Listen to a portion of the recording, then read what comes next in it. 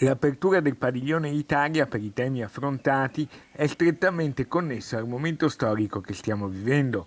Su questo aspetto ha posto l'accento l'assessore alla cultura del Veneto Cristiano Corazzari, intervenendo a Venezia insieme al ministro ai beni culturali Franceschini, al sindaco di Venezia Brugnaro e al curatore del Padiglione Alessandro Mellis, all'inaugurazione del Padiglione Italia della 17ª Mostra Internazionale della Biennale di Architettura all'Arsenale.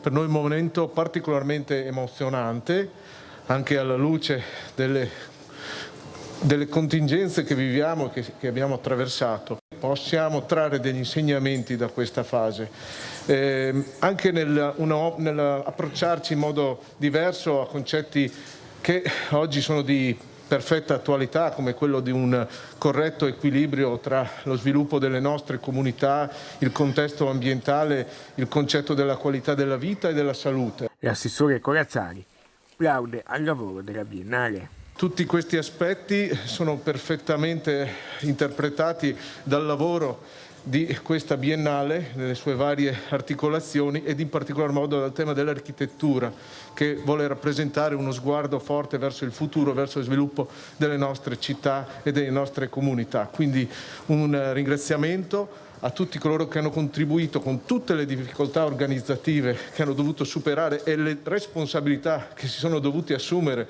per superarle, perché è veramente un grande segnale di fiducia per tutti noi.